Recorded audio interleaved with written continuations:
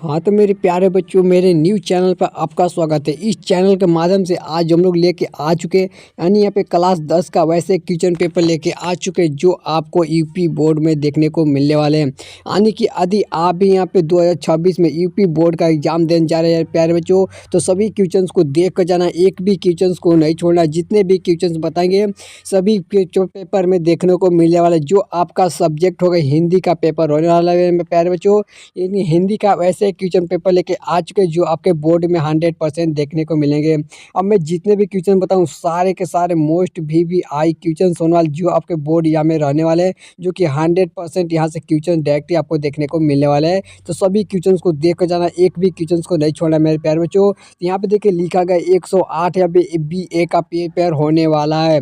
तो सभी क्वेश्चन को देख कर जगह आपका हिंदी का पेपर होना, जो हिंदी का पेपर होगा मेरे प्यारे बच्चों, बोर्ड एग्जाम यहाँ पे 18 फरवरी से स्टार्ट है। ठीक है, बोर्ड एग्जाम 18 फरवरी से स्टार्ट है।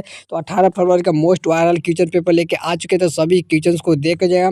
देखिए आपको एग्जाम है तो थोड़ा सा यहाँ पे 70 नंबर के टोटल क्वेश्चन हो गए। साथ ही आपको कुछ यहाँ पे जरूरी यहाँ पे जो कि यहाँ पे पढ़ना जरूरी अनिवार्य होता है, जिसको थोड़ा पढ़ लीजिएगा। मैं आपको जो है वो बता देता हूँ, अगर इस वीडियो को देख लेते हैं, अभी पढ़ लेते हैं, तो आपको एग्जाम में पढ़ने की भी कोई भी ज़रूरत नहीं है। सबसे पहले देखिए लिखा गया है कि प्रारंभिक में 15 मिनट में परीक्षार्थियों को प्रश्न पत्र पढ़ने के लिए अनिवार्य है। यानी कि जब आपका एग्जाम है पेपर मिलेगा, ठीक है, पेपर मिलते ही आपको 15 मिनट का समय दिया जाएगा, जिसमें कि आपको पढ़ने के लिए समय देगा। तो आपको वहाँ एग्जाम में पढ़ना नहीं है, पहले ही से आप देख लीजिए। एग्जाम में जाइए डायरेक्ट आंसर देना स्टार्ट कर दीजिएगा। वहीं पे देखिए दूसरे नंबर पॉइंट में कि सही प्रश्नों को देना अनिवार्य है। सही प्रश्नों को बनाना बहुत बहुत अनिवार्य है मेरे प्यारे बच्चों। तो इसको भी देख लीजिए आप। साथ ही देखिए आप लिखा गया यह प्रश्न 2 खंडों में होंगे, जिसमें खंड अ होंगे और जिसमें खंड यहाँ पे का ब होंगे, जो विभाजित किए जाएंगे। साथ ही देखिए मेरे प्यारे बच्चों चौथे नंबर में क्या है कि इस प्रश्न खंड में, ठीक है, 20 बहुल विकल्प यानी कि 20 ऐसे क्वेश्चन रहेंगे जो एमसीक्यू की जो पे ऑब्जेक्टिव की टाइप क्वेश्चन होने वाले हैं मेरे प्यारे बच्चों। तो उसको भी देख लेना है और उसको भी क्वेश्चन नहीं छोड़ना है। साथ ही देखिए जो लिखा है जिसमें दिए गए 4 विकल्प, सही विकल्प को चयन करना है। साथ ही वहीं पे देखिए अगले पेपर में देखिए क्या लिखा है मेरे प्यारे बच्चों, उत्तर प्रथा पर नीले अथवा ब्लैक पेन से यहाँ पे विकल्प को गोले को यहाँ पे अच्छे रंग से रंगना है। यानी किस पेपर का यूज करना है, तो आपको ठीक है नीले के साथ साथ, ठीक है, अगर नीला पे ब्लू पेन है या काले पेन है तो काले पेन का यूज करना है, ऐसे और दूसरा पेन को रेड नहीं यूज करना है मेरे प्यारे बच्चों। अगले पॉइंट पे देखिए इसी प्रकार आपके यहाँ पे दिए गए, तो इसको आप ध्यान से देख कर पढ़ लीजिएगा। देखिए पहला क्वेश्चन में प्यारे बच्चों देखिए क्या पूछी जा रही है कि ध्रुवासम मिनी का नाटक के लेखक हैं। तो इसका जो राइट आंसर हो जाएगा मेरे प्यारे बच्चों, राइट आंसर हो जाएगा ऑप्शन नंबर बी हो जाएगा, जयशंकर प्रसाद है, यानी कि option number B J correct answer हो जाएगा। चलिए मेरे प्यारे बच्चों अगले क्वेश्चन चलते हैं। क्वेश्चन में 2 में सब लोग ध्यान से देखिए क्या पूछा है। अब मैं जितने भी क्वेश्चन बताऊँ सभी 18 फरवरी की जो आपका यहाँ पे बोर्ड एग्जाम है उसी दिन आपके क्वेश्चन देखने को मिलने वाले। क्वेश्चन को ध्यान से देख लिया, मोस्ट इंपॉर्टेंट क्वेश्चन होने वाले हैं। क्वेश्चन नंबर 2 में देखिए क्या पूछा जा रहा है प्यारे बच्चों, इसमें देखिए पूछी जा रही है कि प्रेमचंद्र की विशेष महत्व किस रूप में है। इसका राइट आंसर हो जाएगा मेरे प्यारे बच्चों, राइट आंसर ऑप्शन नंबर पे ए हो जाएगा, उपन्यासकार हो जाएगा, यानी कि option number A J correct answer हो जाएगा। चलिए मेरे प्यारे बच्चों अगले क्वेश्चन पे क्वेश्चन नंबर 3 में सब लोग ध्यान से देखिए क्या पूछी जा रही है कि रानी केतकी की कहानी के लेखक हैं। तो करेक्ट आंसर हो जाएगा मेरे प्यारे बच्चों, ऑप्शन आपको बताए थे, option number C is right answer. क्या हो जाएगा इंसा अल्लाह खा, यानी कि ऑप्शन नंबर पर सी इज करेक्ट आंसर। चलिए मेरे प्यारे बच्चों क्वेश्चन नंबर 4 में सब लोग ध्यान से 4 नंबर क्वेश्चन में क्या पूछी जा रही है कि निम्नलिखित में से गधा के एक विधान नहीं है। तो करेक्ट आंसर मेरे प्यारे बच्चों ऑप्शन नंबर पर ए जो करेक्ट आंसर हो जाएगा, महाकाव्य हो जाएगा, यानी कि ऑप्शन नंबर पर ए जो महाकाव्य। चलिए मेरे प्यारे बच्चों क्वेश्चन नंबर 5 में सब लोग ध्यान से एक भी क्वेश्चन को अगर नहीं छोड़ते हैं तो आपको बोर्ड या में, ठीक है, जितने अगर 20 क्वेश्चन 20 MCQ क्वेश्चन के साथ साथ जितने भी अगर सब्जेक्टिव का भी क्वेश्चन होगा आप सब्जेक्टिव का क्वेश्चन बना लेंगे। यहाँ पे क्वेश्चन नंबर 5 में सब लोग ध्यान से देखिए क्या है कि यहाँ पे देखिए पूछी जा रही है कि परीक्षा गुरु का उपन्यास के लेखक हैं। तो मेरे प्यारे बच्चों आपको बताए थे कि ऑप्शन नंबर पे सी जे राइट आंसर हो जाएगा, option number D J right answer हो जाएगा प्यारे बच्चों। क्या बताया कि लाल श्रीनिवास दास, यानी कि ऑप्शन नंबर पर डी जे राइट आंसर। चलिए मेरे प्यारे बच्चों क्वेश्चन नंबर 6 में सब लोग ध्यान से देखिए क्या पूछी जा रही है कि रामचंद्रिका या फिर रचनाकार का कौन है। एक बार रचनाकार जो है बाबू, ऑप्शन नंबर पे राइट आंसर बी हो जाएगा, क्या था, केशव थे, यानी कि ऑप्शन नंबर बी जो राइट आंसर केशव। चलिए मेरे प्यारे बच्चों क्वेश्चन नंबर 7 में सब लोग ध्यान से देखिए 7 नंबर क्वेश्चन में क्या है कि तार सप्तका के कितने कवियों की रचना के सम्मिलित है। तो राइट आंसर 7 है मेरे प्यारे बच्चों, यानी कि ऑप्शन नंबर बी हो जाएगा 7 है।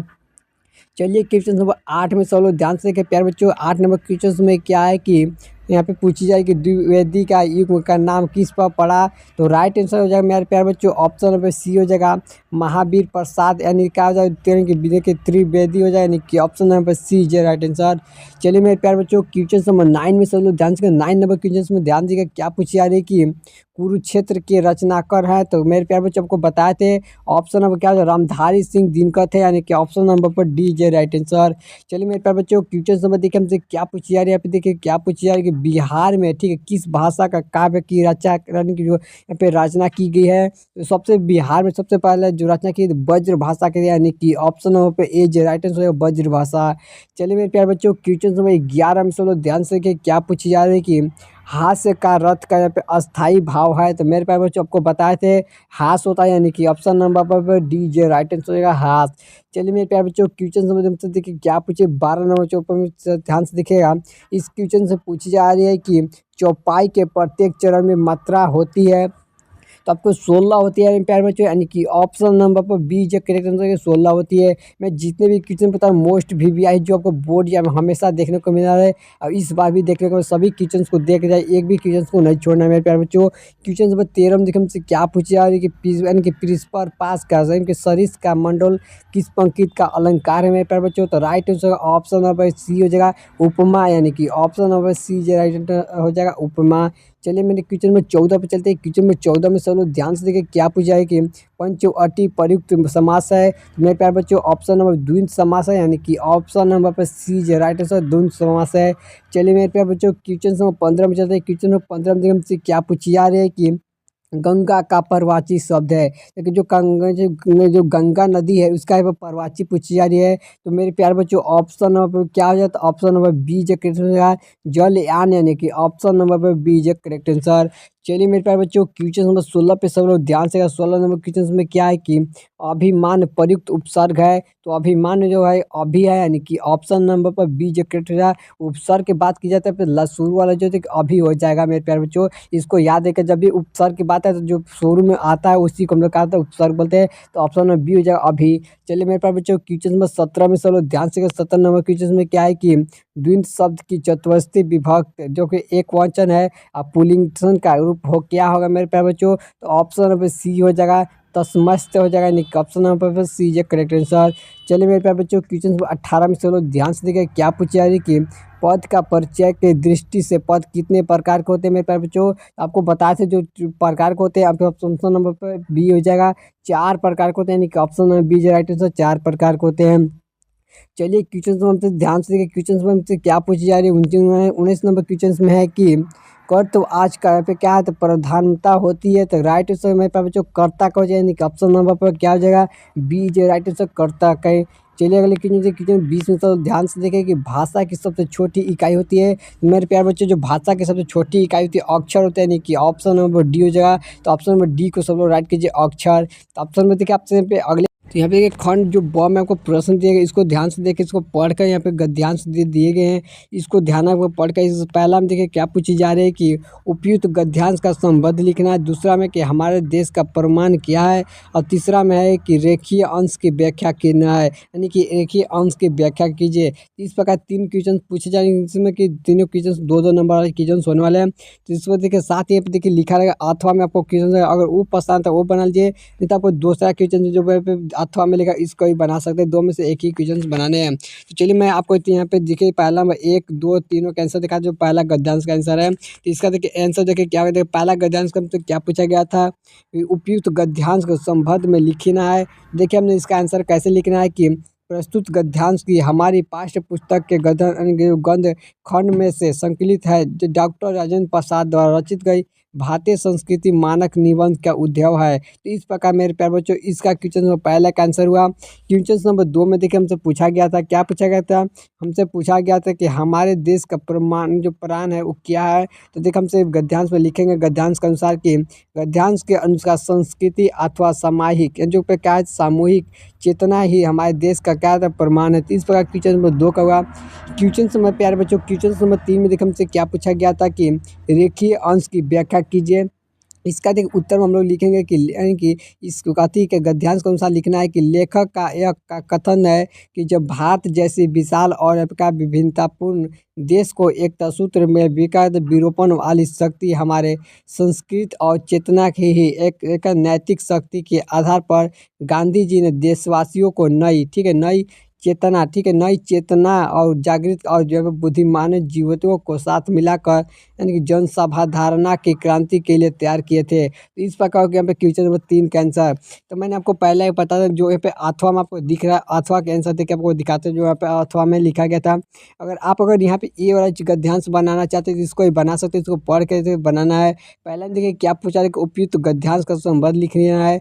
दूसरे में है कि मनुष्य का दुख को क्यों यानी कि भोगता है। तीसरे में है कि रेखीय अंश का व्याख्या करना है। तो इस बार 3 क्वेश्चन इसको भी बना सकते हैं। तो चलिए हम लोग इसको भी करते हैं। तो देखिए अब जो अथवा में आंसर दिया गया तो उसको पहला में सब लोग ध्यान से जो अथवा में है क्वेश्चन उसका आंसर है तो इसको ध्यान से लिखा है कि उपयुक्त गद्यांश का संबंध लिखिए। तो देखिए हमने लिखा है कि प्रस्तुत गद्यांश हमारी पाठ्य पुस्तक यानी कि गंध खट से संकलित है, जो यहाँ पे रामधारी सिंह दिनकर यानी जो रामधारी सिंह दिनकर हैं उनके द्वारा रचित गई यानी कि ईश्वर के तू नहीं गई मन के तेरी नामक पाठ के लिया गया है। इस पाठ ले लिया गया तो इसको देखिए हम क्वेश्चन नंबर 2 में क्या पूछी जा रही है कि मनुष्य दुख क्यों भोगता है। तो इसका देखिए आंसर कैसे निकला है प्यार बच्चों। लिखना है कि ईश्वर मनुष्य की अपने सारा उपलब्ध सुख और विधाताओं को आनंद लेने के बजाय अपनी तुलना दूसरे से करने लगते हैं। वही दूसरे की वस्तु को देखकर अभाव महसूस करता है और इसी कारण ही दुख भोगता है। तो इस प्रकार आंसर हुआ हमारे प्यारे बच्चों क्वेश्चन नंबर 2 का। चलिए क्वेश्चन नंबर 3 देखिए क्या पूछा गया था। इसमें देखिए पूछा गया था कि यहाँ पे इसको ध्यान से देखिए थोड़ा सा क्या पूछा गया था कि रेखांकित अंश का व्याख्या कीजिए। तो उसका उत्तर लिखना है कि लेखक के अनुसार ईर्ष्या का एक ऐसा दोष है जो व्यक्तियों के मन के शांति नष्ट कर देता है और ईर्ष्यालु व्यक्ति को अपने पास जो कुछ उससे संतुष्ट नहीं होता बल्कि वह दूसरे के उन्नति और देखकर अपने मन की जलना और यहाँ पे का वेदना का अनुभव करने लगता है। तो इस प्रकार हुआ मेरे प्यारे बच्चों। यहाँ पे देखिए आगे लिखा गया था जो उसके मानसिक कष्ट और के सबसे बड़ा कारण है। तो इस प्रकार क्वेश्चन नंबर आंसर हुआ क्वेश्चन नंबर 3 का। तो मैंने आपको यहाँ पे 2 गद्यांश बनाया जो कि 2 गद्यांश में से किसी एक ही गद्यांश को बनाने में प्यारे बच्चों एग्जाम में तो उसको भी नहीं छोड़ना है। अगर और भी सब्जेक्टिव का क्वेश्चन चाहते हैं ठीक है, अगर और भी यहाँ पे सब्जेक्टिव का क्वेश्चन चाहते हैं तो मेरे प्यारे बच्चों यदि आप कमेंट कीजिए मैं आपके लिए और भी सब्जेक्टिव के क्वेश्चन वैसे क्वेश्चन लेकर आऊँगा जो बोर्ड या में हर साल देखने को मिलने वाले हैं। अगर 2026 में यूपी बोर्ड में क्लास 10 का एग्जाम दे रहे हैं ठीक है, तो इस चैनल को ज़्यादा से ज़्यादा सब्सक्राइब कीजिए और अपने दोस्तों के पास भी शेयर कीजिए ताकि वो भी चैनल से जुड़ सके और आपके लिए इस चैनल पर ठीक है धमाल क्वेश्चन लेकर आना जो को बोर्ड या में देखने को मिलेंगे। तब तक किसी प्रकार के मिलते हैं नए वीडियो के साथ। इस वीडियो पर ठीक कम से कम 10,000 लाइक पूरा दीजिए मेरे प्यारे बच्चों।